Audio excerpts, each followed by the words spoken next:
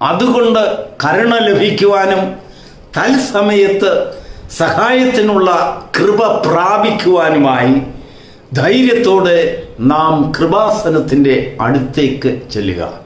എബ്രായ ലേഖനം 4-ാം അധ്യായം 16-ാം വാക്യം. എത്ര പ്രാവശ്യം നാം ഈ വചനം വായിച്ചിട്ടുണ്ട്. എന്തെല്ലാം സന്ദേശങ്ങൾ ഈ വചനത്തിൽ കൂടെ കർത്താവ് നമുക്കായിട്ട് ഒരുക്കിയിട്ടുണ്ട്. എത്ര പ്രാവശ്യം ഏതെല്ലാം രീതിയിൽ നമ്മുടെ വഴികൾക്ക് അനുഗ്രഹമായി നമ്മുടെ വിശ്വാസത്തെ വർദ്ധിപ്പിക്കുവാൻ ദൈവത്തിൻ്റെ ആത്മാവ് ഈ വചനത്തിൽ കൂടെ നമ്മോട് സംസാരിച്ചിട്ടുണ്ടാകാം. ദൈവത്തിന് മഹത്വം ഉണ്ടാകട്ടെ. പൗലോസ് അപ്പോസ്തലൻ എബ്രായ സഭയോട് ഈ വചനത്തെ സംസാരിക്കുമ്പോൾ അതിൻ്റെ ആരംഭത്തിൽ താൻ പറയുന്നതായ വാക്ക് അതുകൊണ്ട്. Praise the Lord. ഈ മനോഹരമായ പ്രഭാതയാമത്തിൽ ദൈവം നമുക്കായിട്ട് ഒരുക്കുന്നതായ സന്ദേശത്തിൻ്റെ ആരംഭം അതുകൊണ്ട്. എന്താണ് ഈ അതുകൊണ്ടെന്ന് പറഞ്ഞാൽ? ഏതുകൊണ്ടെന്നൊരു ചോദ്യം നമ്മുടെ മുൻപിൽ വരുന്നില്ലേ? ഏതുകൊണ്ടാണ്? അതിന് തൊട്ടു മുമ്പുള്ളതായ 14-ാം വാക്യത്തിൽ അപ്പോസ്തലനായ പൗലോസ് എബ്രായ സഭയോട് പറയുകയാണ്, നമ്മുടെ ബലഹീനതകളിൽ സഹതാപം കാണിക്കുവാൻ സന്മനസ്സുള്ളതായ ഒരു പുരോഹിതനെ ദൈവം നമുക്കായിട്ട് ഒരുക്കി തന്നിട്ടുള്ളതിനാൽ, പ്രൈസ് ദി ലോർഡ്, വെറുതെ ചെന്ന് സഹായം അഭ്യർത്ഥിക്കുകയല്ല, കരുണ പകരണമേ എന്ന് പറയുകയല്ല. ആ പുരോഹിതന്റെ അടുത്ത് ചെല്ലുമ്പോൾ ആ പുരോഹിതൻ ആരാണെന്ന് തിരിച്ചറിയുക. ഒരു പക്ഷി നമ്മുടെ മുൻപിൽ പറന്നുയരുവാൻ ശക്തിയില്ലാതെ, ബലമില്ലാതെ, ചിറകിൽ മുറിവേറ്റവരായി നമ്മുടെ മുൻപിൽ കിടന്ന് പടപട്ടം തല്ലുന്നത് കണ്ടാൽ, മനസ്സലിവുള്ള ഒരു വ്യക്തി കണ്ടാൽ ഓടിച്ചെന്ന് അതിനെ പറക്കാൻ സഹായിക്കും. ഏതെങ്കിലും രീതിയിൽ അതിനെ പറത്തി വിടുവാൻ വേണ്ട സഹായം ചെയ്യും. ഒരു നായ്ക്കുട്ടി നമ്മുടെ മുൻപിൽ നടന്നു പോകുവാൻ കഴിവില്ലാതെ കാലിലോ കയ്യിലോ മുറിവേറ്റ് ഒരു വശത്ത് കിടന്ന് കരയുന്ന കരച്ചിൽ കണ്ടാൽ മനസ്സലിവുള്ള വ്യക്തി ഓടിച്ചെന്ന് അതിനെ സഹായിക്കും. എങ്ങനെയെങ്കിലും നടന്നു പോകുവാനുള്ളതായ ഒരു ഉപകാരം അതിന് ചെയ്യും. ഒരു മനുഷ്യൻ മുറിവേറ്റവനായി വഴിയരികിൽ ഉപേക്ഷിക്കപ്പെട്ടവനായി കിടക്കുന്നത് കണ്ടാൽ മനസ്സലിവുള്ള വ്യക്തി ഓടിച്ചെന്ന് അവനെ പെട്ടെന്ന് താങ്ങി എഴുന്നേറ്റ് ആശുപത്രിയിലോ മറ്റ് ശുശ്രൂഷാ കേന്ദ്രങ്ങളിലോ എത്തിക്കുവാനുള്ളത് ക്രമീകരണം ചെയ്യും. അതാണ് മനസ്സലിവ്. നമ്മൾ കർത്താവിനോട് ഒരുപാട് തെറ്റുകൾ ചെയ്തു. നമ്മുടെ ബലഹീനതകൾ കൊണ്ട് നമ്മൾ അത് ചെയ്തു. നമ്മൾ ദൈവത്തെ ഒരുപാട് ദുഃഖിപ്പിച്ചു. നമ്മുടെ ബലഹീനത കൊണ്ട് നമുക്ക് എഴുന്നേറ്റ് നടക്കാൻ കഴിഞ്ഞില്ല. അതിൽ നിന്നൊന്നൊരു രക്ഷ പ്രാപിക്കുവാൻ എങ്ങനെയെങ്കിലും ആ തെറ്റുകളിൽ നിന്ന് നമുക്ക് റിക്കവറി, നമ്മൾ പല പ്രാവശ്യം ആഗ്രഹിച്ചിട്ടും താങ്ങി എഴുന്നേറ്റ് നിൽക്കുവാൻ കഴിവില്ലാതെ അവശരായി കിടക്കുന്ന സ്ഥാനത്തേക്ക് ഇറങ്ങി വന്ന മനസ്താപമുള്ള ഒരു പുരോഹിതൻ അപ്പോസ്തലനായ പൗലോസ് പറയുകയാണ്, അതുകൊണ്ട് കരുണ ലഭിക്കുവാൻ. അതിനുശേഷം പറയാണ്, തത്സമയത്ത് സഹായത്തിനുള്ള കൃപ പ്രാപിക്കുവാൻ. 1 ലഭിക്കുവാൻ, 2 പ്രാപിക്കുവാൻ. ലഭിക്കുന്നത് സൗജന്യമായി. എങ്ങനെ? നമ്മുടെ കുറവുകൾ ഓർക്കാതെ, നമ്മുടെ വീഴ്ചകൾ ഓർക്കാതെ, നമ്മുടെ പാപങ്ങൾ ഓർക്കാതെ, നമ്മുടെ ബലഹീനതകൾ ഓർക്കാതെ, നമ്മോട് ആർദ്രതയുള്ളവനായി, മനസ്സലിവുള്ളവനായി നമ്മോട് കരുണ കാണിക്കുന്നു. ആ കരുണ ലഭിക്കുവാൻ വേണ്ടി നാം കൃപാസനത്തിൻ്റെ അടുത്തേക്ക് ചെല്ലുമ്പോൾ നമ്മുടെ കുറവുകളെ സമ്മതിക്കുന്ന ഒരു മനോഭാവം നമ്മുടെ ഉള്ളിലുണ്ടാകണം. തെറ്റുപറ്റിപ്പോയി കർത്താവേ, പലപ്പോഴും എഴുന്നേറ്റ് നടക്കുവാൻ ഞാൻ പരിശ്രമിച്ചു, പറ്റുന്നില്ല. മുറിവാണ്, വേദനയാണ്. എൻ്റെ കാലുകൾക്ക് ബലമില്ലാതെ, കരങ്ങൾക്ക് ബലമില്ലാതെ, എൻ്റെ നാവിന് ബലമില്ലാതെ, എൻ്റെ ശരീരത്തിന് ബലമില്ലാതെ, എൻ്റെ മനസ്സിന് ബലമില്ലാതെ, ആത്മാവിന് ബലമില്ലാതെ എന്നെ വീണ്ടും തളർത്തിക്കളയുന്ന ആത്മാവിൻ്റെ അടിമയായി ഞാൻ പലപ്പോഴും തീർന്നുപോയി കർത്താവേ എന്ന് പറയുമ്പോൾ എന്താണെന്നറിയാമോ? ദൈവത്തിൽ നിന്ന് ലഭിക്കുന്ന സൗജന്യമായി കരുണ. ദൈവത്തിന് സ്തോത്രം. ഒരു പക്ഷെങ്കിൽ നമ്മൾ പാടുകയും ആരാധിക്കുകയും ഒക്കെ ചെയ്യുന്നവരായിരിക്കാം. നോക്കൂ, ദൈവത്തിൻ്റെ സ്വർഗത്തിലെ അവസ്ഥയെ നോക്കിയാൽ നമ്മൾ പാടിയില്ലെങ്കിലും സ്തുതിച്ചില്ലെങ്കിലും 1000 ദൂത സഹസ്രങ്ങൾ നിന്നുകൊണ്ട് അത്യുന്നതനായ ദൈവം, സർവശക്തനായ ദൈവം, അവൻ ഉയരത്തിൽ സ്തുതി, അവൻ്റെ നാമം ഉയർത്തപ്പെട്ടത് അവൻ പരിശുദ്ധൻ പരിശുദ്ധൻ എന്ന ദൈവത്തെ പാടി സ്തുതിക്കുവാൻ കോടാനുകോടി ദൂതന്മാരെ ദൈവം സൃഷ്ടിച്ചാക്കിയിട്ടുണ്ട്. പിന്നെ നമ്മൾ സ്തുതിച്ചില്ലെങ്കിലും പാടിയില്ലെങ്കിലും ദൈവത്തിന് വിഷമമൊന്നുമില്ല. എന്നാൽ ദൈവം നമ്മളിൽ നിന്ന് പ്രതീക്ഷിക്കുന്നതോ മനസ്താപമുള്ളൊരു ഹൃദയം, സങ്കടപ്പെടുന്ന ഒരു ഹൃദയം, തെറ്റുപറ്റിപ്പോയി ബലഹീനതകളെ സമ്മതിക്കുന്ന ഒരു ഹൃദയം, ആ ഹൃദയത്തിന്മേൽ കരുണ കാണിക്കുവാൻ പ്രത്യേകമായി നിയമിക്കപ്പെട്ട ഒരു പുരോഹിതൻ, ആ പുരോഹിതനുമായിട്ടുള്ളതായ ബന്ധം നമ്മെ വേറൊരു വഴിത്തിരിവിലേക്ക് കൊണ്ടുപോകുന്നു. അതാണ് പൗലോസ് അപ്പോസ്തലൻ പറയുന്നത്, കരുണ ലഭിക്കുവാനും അടുത്തത് തൽസമയത്ത് സഹായത്തിനുള്ള കൃപ പ്രാപിക്കുവാൻ. ലഭിക്കുന്നത് സൗജന്യം, പ്രാപിക്കുന്നത് നമ്മൾ തന്നെ ക്രിയേറ്റ് ചെയ്തെടുക്കുന്ന നമ്മുടെ സ്വന്തം പ്രയത്നത്താൽ നാം കൈവരിക്കുന്ന നേട്ടങ്ങൾ, അതാണ് പ്രാപിക്കുന്നത്. ദൈവത്തിൽ നിന്ന് നാം പ്രാപിക്കുന്നതായ വലിയൊരു നേട്ടമാണ്, ഒരു വലിയ അനുഭവമാണ്. അതെന്താണ് ഈ തൽസമയത്ത് സഹായത്തിനായിട്ടുള്ള കൃപ? നമ്മൾ ഒരു വസ്തുവോ ഒരു പൊരുളോ ഒരു വാഹനമോ വീടോ എന്തെങ്കിലും ഒക്കെ വാങ്ങുവാൻ പോകുന്നുണ്ടെങ്കിൽ നമ്മൾ എന്ത് ചെയ്യുമെന്നറിയാമോ? അഡ്വാൻസായിട്ട് നമ്മുടെ കയ്യിൽ ഒരു സമ്പത്ത് കരുതും.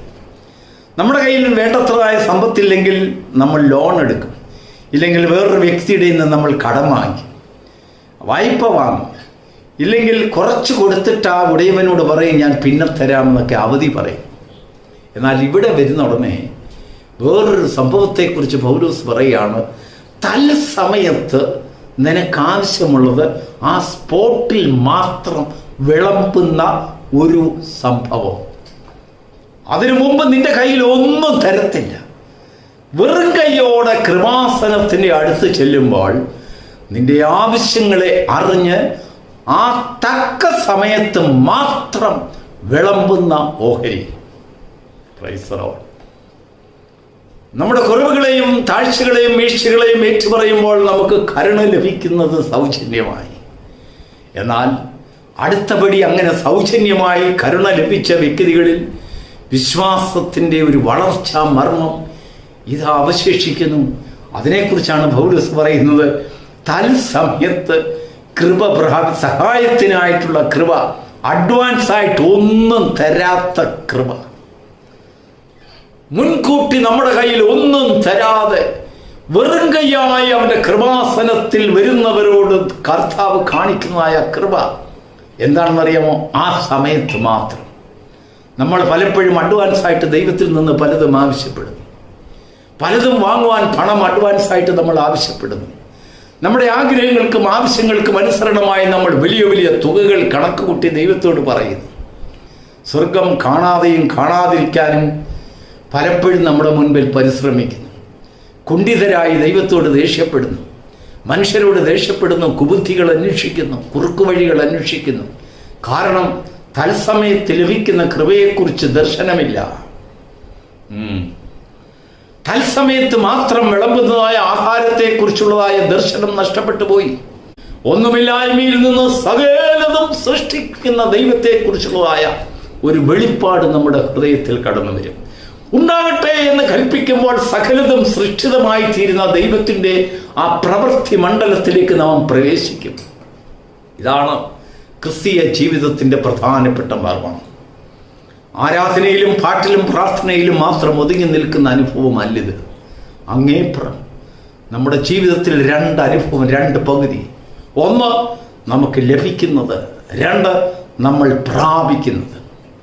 ദൈവത്തിൽ നിന്ന് പ്രാപിക്കുന്ന ഒരു അനുഭവത്തിലേക്ക് മനുഷ്യന് കടന്നു വരണമെന്നാണ് കർത്താവിൽ നമ്മെക്കുറിച്ച് ദൈവം ആഗ്രഹിക്കുന്നത്. നാം എപ്പോഴും കരയുന്നവരായിട്ടല്ല, നാം എപ്പോഴും ശിശുക്കളെ പോലെയാകുന്നവരായിട്ടല്ല. അല്പം കൂടെ എന്താണെന്നറിയാമോ? തൽസമയത്ത് മാത്രം യഹോവ കരുതിക്കൊള്ളും. അബ്രഹാമിനോട് ഇസഹാക്ക് ചോദിച്ചു, അപ്പാ വിറകുണ്ട്, തീയുണ്ട്, കത്തിയുണ്ട്, എല്ലാമുണ്ട്, പക്ഷെങ്കിൽ യാഗവസ്തു എവിടെ? അവനിൽ ആ ദർശനമില്ല. പക്ഷെങ്കിൽ ദൈവത്തോട് സംസാരിച്ച കരുണ പ്രാപിച്ചതായ അബ്രഹാമിൽ ആ ദർശനമുണ്ട്. അബ്രഹാം മകനോട് പറയാണ്, മോനെ യഹോവ കരുതിക്കൊള്ളും, ദൈവം കരുതിക്കൊള്ളും. ആ വാക്കിൻ്റെ അർത്ഥം ഇസ്ഹാക്കിന് മനസ്സിലായില്ല. ദൈവം കരുതിക്കൊള്ളും. അപ്പൻ എന്താണ് ഈ പറയുന്നത്? ദൈവം കരുതിക്കൊള്ളുമെന്നോ? കരുതിക്കൊള്ളും. അബ്രഹാം വീണ്ടും വീണ്ടും അവനോട് ഉച്ചരിച്ചതിന്റെ വിശകലനത്തിലേക്ക് പോയില്ല.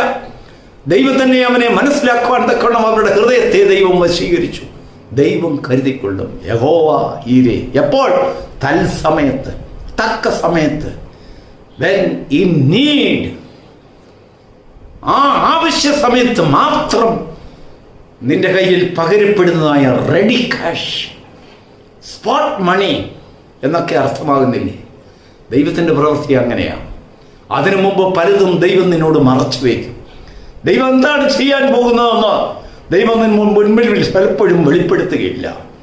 നിന്നെ ഒരന്ധനെ പോലെ, ഒരു പൊട്ടനെ പോലെ ദൈവം ലോകത്തിൽ വഴി നടത്തും. ദൈവത്തിൻ്റെ പ്രവൃത്തി വെളിപ്പെടുന്നതും വരെയും അവൻ്റെ കൃപാസനത്തിൽ കാത്തിരിക്കുന്ന ഒരു അനുഭവം നമ്മൾ പ്രാപിക്കണം എന്ന് പൗലോസ് ഗൗരവമായി ആ എബ്രായ സഭയോട് പറയുകയാണ്. മുറിവേറ്റവനെ കണ്ട് ഒന്നും ഒരു വാക്ക് പോലും പറയാതെ കണ്ടെന്നും കണ്ടില്ലെന്നും നടിച്ചുകൊണ്ട് അവർ അകന്നകന്ന് നടന്നുപോയ ചരിത്രം അതിനു മുമ്പ് കർത്താവ് ശിഷ്യന്മാരോട് സംസാരിക്കുകയുണ്ടായി. എന്നാൽ ഒരു ശമരിയക്കാരൻ വന്നു. അവൻ മനസ്സലിവുള്ളവനാണ്, അവൻ ദയയുള്ളവനാണ്, അവൻ മനസ്താപമുള്ളവനാണ്.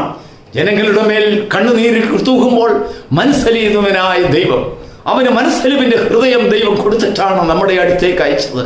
അങ്ങനെ ഒരു പൗരോഹിത്യം നമുക്ക് പ്രാപിക്കാൻ നമ്മുടെ മുൻപിൽ കാണുവാനുള്ളതായ മഹാഭാഗ്യം ലഭിച്ച ദൈവമക്കളെ, നമ്മുടെ മുൻപിൽ കാണുന്നതായ കരുണയും ദൈവം കാണിക്കുന്നതായ മനസ്സലിവും ദയയും വിശ്വസ്തതയും ഓർത്ത് നാം ദൈവസന്നിധിയിൽ നന്ദിയുള്ളവരാകുമ്പോഴാണ് തൽസമയത്ത് പ്രാപിക്കുന്നതായ കൃപകളെയും സഹായത്തെയും കുറിച്ചുള്ളതായ ഒരു ദർശനം നമ്മുടെ മുൻപിൽ, നമ്മുടെ ഹൃദയത്തിൽ വാഴ്ച ആരംഭിക്കുന്നത്. ആ വാഴ്ചയാണ് നമ്മെ വിശ്വാസ ജീവിതത്തിൽ നടത്തുന്നത്. ആ വാഴ്ചയാണ് നമ്മുടെ കുഞ്ഞുങ്ങളെ നടത്തേണ്ടത്, നമ്മുടെ കുടുംബത്തെ നടത്തേണ്ടത്. ആ വാഴ്ചയോ ആ ദർശനമോ നമുക്ക് നഷ്ടപ്പെട്ടു പോയാൽ നമ്മുടെ ജീവിതത്തിൽ എപ്പോഴും കരയുന്നവരായിരിക്കും, ആവലാതിപ്പെടുന്നവരായിരിക്കും, സങ്കടപ്പെടുന്നവരായിരിക്കും. ദർശനമില്ലാതെ, നിശ്ചയമില്ലാതെ, ഒരു പ്രത്യാശയുമില്ലാത്തവരെ പോലെ നാം കണ്ണുനീർ തൂകുന്നവരായി തീരും. എന്നാൽ നമ്മളിൽ ആ പ്രത്യാശ കടന്നു വരുമ്പോൾ തത്സമയത്ത് ദൈവം തരുന്നതായ സഹായത്തിനുള്ള വരത്തെ കുറിച്ചുള്ളതായ ഒരു വലിയ ദർശനം നമ്മുടെ ഹൃദയത്തിൽ കടന്നു വരുമ്പോൾ അതേ നമ്മുടെ മനസ്സ് പ്രകാശിക്കുന്നു, നമ്മുടെ പ്രത്യാശ വർദ്ധിക്കുന്നു, നാം ദൈവത്തോട് കൂടുതൽ അടുക്കുന്നു, അവനുമായിട്ട് സംസാരിക്കുവാൻ നമ്മുടെ ഹൃദയം വെമ്പുന്നു. അവനെ കാണുമ്പോൾ നമ്മുടെ സങ്കടങ്ങളൊക്കെ മാറും എന്നുള്ളതായ ഒരു വിശ്വാസം നമ്മുടെ ജീവിതത്തിൽ അത് വസിക്കുന്നതിനിടയായി തീരും. ആ വിശ്വാസം നമ്മളിലും നമ്മുടെ കുഞ്ഞുങ്ങളിലേക്കും തലമുറകളിലേക്കും വ്യാപിക്കുന്നു. വലിയ പ്രത്യാശയെ പ്രഭാതത്തിൽ ദൈവം നമുക്കായി പങ്കുവച്ച ദൈവത്തിൻ്റെ സ്നേഹത്തിനായി ദൈവത്തെ സ്തുതിക്കുന്നു.